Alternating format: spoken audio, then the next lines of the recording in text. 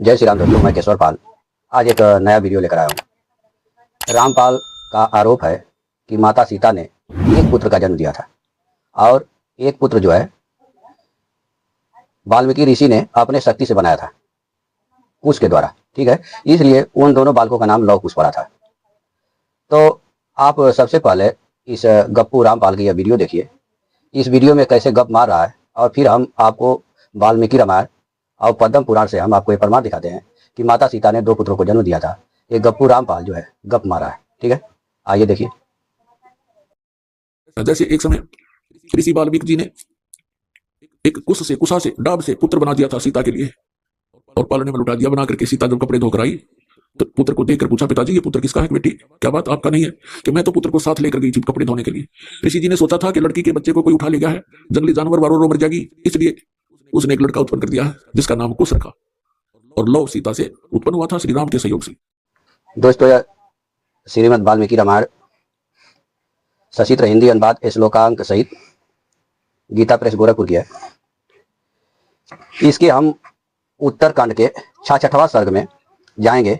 यहाँ एक प्रसंग है, सीता के दो पुत्रों का जन्म, वाल्मीकि द्वारा उनकी रक्षा की व्यवस्था, और इस समाचार से प्रसन्न हुए शत्रुघ्न का वहां से प्रस्थान करके यमुना तट पर पहुंचना। दोस्तों, थोड़ा सा कथा हम आपको बता दें कि एक लवणासुर था, वह बड़ा अत्याचार किया हुआ था, साधु संतों को सताता था वह।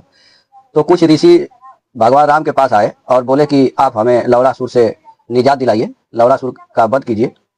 तो भगवान अभी कुछ सोच ही रहे थे कि शत्रुघ्न खड़ा हुए, बोले कि प्रभु यह अवसर हमको मिलना चाहिए, क्योंकि अभी तक मेरे दोनों जो बड़े भाई हैं उन लोगों ने अपना अवसर ले लिया है, आपकी सेवा कर चुके हैं, अभी तक हमने कोई सेवा नहीं की है, अतः यह सेवा हमें चाहिए। तो भगवान बोले ठीक है तुम जाओ, और भगवान उनको जो है एक अपना अमोघ अस्त्र देते हैं और कहते हैं कि आप जाओ, सेना के साथ कर देते हैं।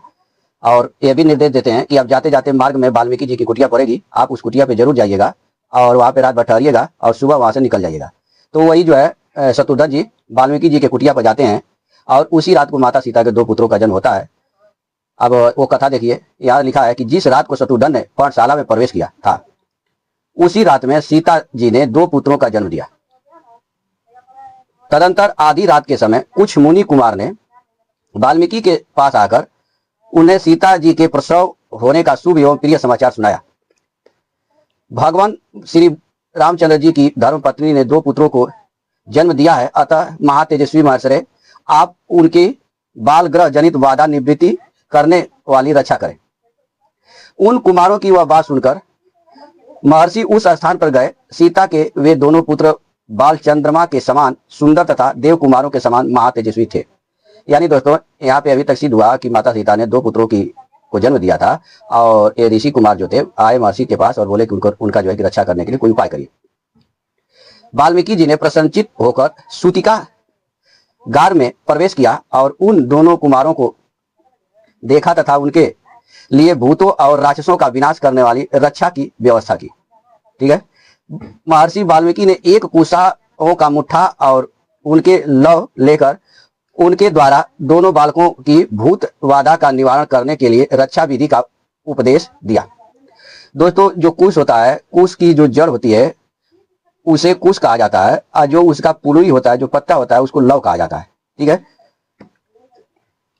वृद्धा स्त्रियों को चाहिए कि इन दोनों बालकों में जो पहले उत्पन्न हुआ है उसका मंत्रों द्वारा संस्कार किए हुए इन कुशों से मार्जन करे। ऐसा करने पर उस बालक का नाम कुश होगा।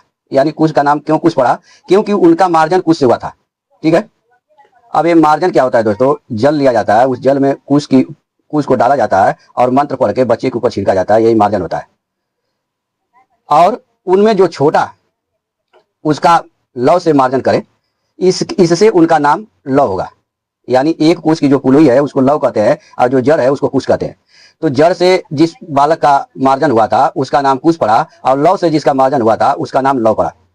इस प्रकार जुड़वे उत्पन्न हुए ये दोनों बालक क्रमशः कुश और लव नाम धारण करेंगे और मेरे द्वारा निश्चित किए गए इन्हीं नामों से भूमंडल में विख्यात होंगे। ठीक है, तो अभी तक ये पता चला कि माता सीता ने दो पुत्रों को जन्म दिया था, उसमें एक लव थे, एक कुश थे।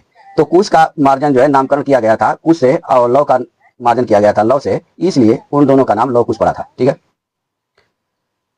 यह सुनकर निष्पाप वृद्धा स्त्रियों ने एकाग्रचित हो मुनि के हाथ के रक्षा के साधन भूत उन कुशों को ले लिया और उनके द्वारा उन दोनों बालकों का मार्जन एवं संरक्षण किया।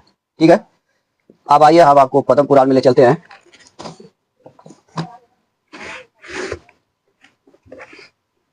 यह पद्म पुराण है, संक्षिप्त पद्म पुराण, केवल हिंदी और गीता प्रेस गोरखपुर की है।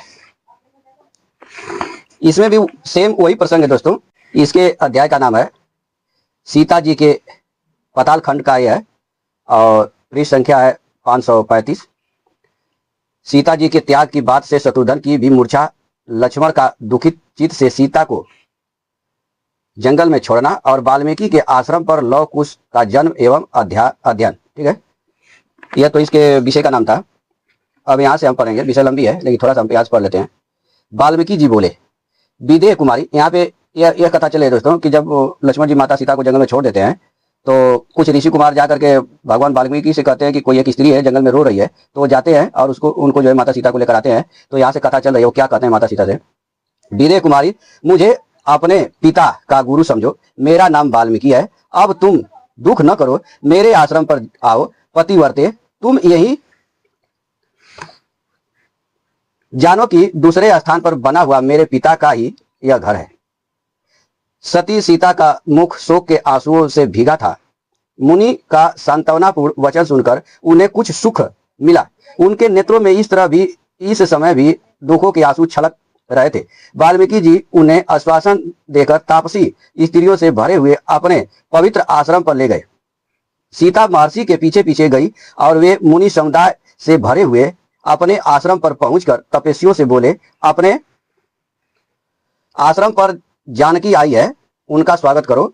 महामना सीता ने जब तपस्वियों को प्रणाम किया और उन्होंने भी प्रसन्न होकर उन्हें छाती से लगाया, तपोनिधि वाल्मीकि ने अपने शिष्यों से कहा, तुम जानकी के लिए एक सुंदर पर्णशाला तैयार करो, यानी कुटिया तैयार करो। आज्ञा पाकर उन्होंने पत्तों और लकड़ियों के द्वारा एक सुंदर कुटी निर्माण की। पतिव्रता जानकी उसी में निवास करने लगी। वे वाल्मीकि मुनि की टहल बजाती हुई फलहार करके रहती थी। यहाँ टहल बजाने का मतलब है वाल्मीकि जी के जो भी कार्य थे, कुटी झाड़ना, खाना बनाना, ये जो भी कार्य था उसको कर रही थी वो माता सीता, और फलहार करके रहती थी तथा मन और वाणी से निरंतर राम मंत्र का जप करती हुई दिन व्यतीत करती थी। समय आने पर उन्होंने 2 सुंदर पुत्रों को जन्म दिया जो आकृति में श्री रामचंद्र जी के समान तथा अश्विनी कुमारों की भांति मनोहर थे। दोस्तों यहाँ पे भी यही कहा गया है कि समय आने पर उन्होंने 2 सुंदर पुत्रों को जन्म दिया। आइए गप्पू रामपाल क्या बोल रहा था कि एक पुत्र को जन्म दिए और एक पुत्र वाल्मीकि ने कुश से बनाया। ठीक है, आगे देखिए। जानकी के पुत्र होने का समाचार सुनकर मुनि को बड़ी प्रसन्नता हुई। वे मंत्रवेताओं में श्रेष्ठ थे, अतः उन बालकों के जात कर्म आदि संस्कार उन्होंने ही संपन्न किए। महर्षि वाल्मीकि ने उन बालकों के संस्कार संबंधी सभी कर्म कुशों और उनके लव टुकड़ों द्वारा ही किए थे, अतः उन्हीं के नाम पर उन दोनों का नाम क्रमशः कुश और लव रखा। ठीक है, तो यहाँ पर भी यही जो रामायण में लिखा है वही चीज यहाँ पर भी लिखा है। अब सवाल ये है कि अगर मैं इतना ही पढ़ करके छोड़ दूंगा दोस्तों, तो ये रामपाल के चेले जो है इस पर वीडियो बनाएंगे और ले जाएंगे आनंद रामायण में और हमको झूठा सिद्ध करने के लिए दिखाएंगे कि वहां पे तो लिखा है कि वाल्मीकि ने अपने शक्ति से एक पुत्र बनाया था। वो भी मैं आपको दिखा देता हूँ, पहले उसको देख लीजिए फिर हम आपको बताते हैं। दोस्तों यह लिखा है श्री हरि श्रीमद आनंद रामायण अष्ट विषयानुक्रमणिका, यानी यह आनंद रामायण है। और इस आनंद रामायण में कुछ कथा अलग लिखा हुआ है, जैसे उधर जो कथा लिखी हुई है उस कथा से भिन्न यहाँ पे लिखा हुआ है। तो ये रामपाल के चेले इसमें भी जाकर आपको गुमराह कर सकते हैं। तो थोड़ा मैं इसको आपको दिखा दे रहा हूँ और फिर इस पर हम विवेचना करके आपको बता दे रहे हैं कि इसमें ऐसा लिखा है तो हमें मानना है या नहीं मानना है। ठीक है, तो आइए हम इसके 308 पृष्ठ पे चलते हैं।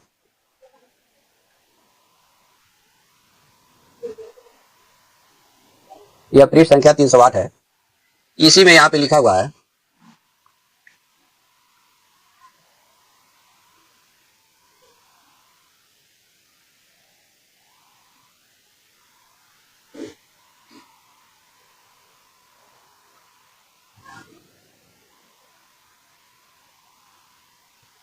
यहाँ पे भी यही लिखा है कि यह जो है माता सीता को लक्ष्मण जो है वाल्मीकि जी के कुटिया में छोड़ देते हैं तो वहां पे रहने लगती हैं। तो यहाँ से देखिए यह श्लोक संख्या 21 है। इसमें लिखा है कि इस तरह यहाँ से पढ़िएगा, थोड़ा सा और बड़ा कर देता हूँ। ये इस तरह 2 महीने बीतने पर सीता ने शुभ दिन और शुभ घड़ी में एक पुत्र रत्न को जन्म दिया। यानी यहाँ पे ये लिखा है कि माता सीता ने एक पुत्र को जन्म दिया, और ये भी लिखा है कि उसी समय रामचंद्र को भी यह समाचार मिल गया और रात्रि को अपने पुष्पक विमान पर चढ़कर लक्ष्मण जी के साथ आकाश मार्ग से श्री वाल्मीकि जी के आश्रम पर जा पहुंचे, और लक्ष्मण तथा राम ने मुनि को प्रणाम किया। तो दोस्तों, आपने अभी आनंद रामायण में देख रहे थे, उसमें लिखा है कि जब लक्ष्मण जी माता सीता को वाल्मीकि जी के कुटिया पर छोड़ देते हैं तो 2 महीना बीतने पर वह एक बालक को जन्म देती है। ठीक है। और जब वो जन्म का खबर भगवान श्री राम पाते हैं तो लक्ष्मण सहित पुष्पक विमान पर बैठ करके वो वाल्मीकि जी के कुटिया पर आ जाते हैं। जबकि वाल्मीकि रामायण में लिखा है कि माता सीता ने 2 बच्चों को जन्म दिया। ठीक है। और पद्म पुराण में भी हमने आपको दिखाया कि 2 बच्चों को जन्म दिया। और जब बच्चों का जन्म होता है तो उस समय शत्रुघ्न जी कुटिया पर जाते हैं। चाहे आप वाल्मीकि रामायण देख लीजिए और चाहे पद्म पुराण देख लीजिए, और पुराणों में भी है, लेकिन अभी मैं 2 ही पुराण को दिखाया आपको। तो अब सवाल यह है कि हम किस बात को माने और किस बात को नहीं माने। अब आनंद रामायण की बात को माने, क्योंकि मैं वीडियो ऐसा ही बनाकर छोड़ देता तो ये रामपाल के चेले इस पर वीडियो बनाते और दिखाते कि देखो देखो ये झूठ बोल रहा था, आनंद रामायण में तो ऐसे लिखा है, और इसको लेकर के हमारे गुरुजी ने कर दिया होगा। तो दोस्तों, जो आनंद रामायण के लेखक हैं, जैसे रामचरितमानस के लेखक गोस्वामी तुलसीदास जी हैं, ऐसे ही आनंद रामायण के जो लेखक हैं वह भगवान श्री राम के समकालीन नहीं है, ना ही वो वाल्मीकि जी के समकालीन है। रामायण वाल्मीकि जी ने लिखा है तो वो भगवान राम के समकालीन है, और उनके सामने ये घटना घटित हुई है। तो जिसके सामने घटना घटित हुई है हम उसकी बात को मानेंगे, कि कोई सुनी सुनाई बात को लिख दे तो हम उसकी मानेंगे। अब ये जो आनंद रामायण के लेखक हैं ये सुनी सुनाई बात बता रहे हैं, इनके सामने घटना घटित नहीं हुई है, तो जाहिर सी बात है दोस्तों, हमें इनकी बात को नहीं माननी चाहिए। अगर इस आनंद रामायण में हमारे रामायण के खिलाफ बात मिलती है तो हमें उसे नहीं मानना चाहिए, और यदि यह हमारे रामायण के समान मिलती है इसमें तो हमें मानना चाहिए, आदरणीय है। ठीक है। तो यह भी कहा जाता है कि हरि अनंत हरि कथा अनंता।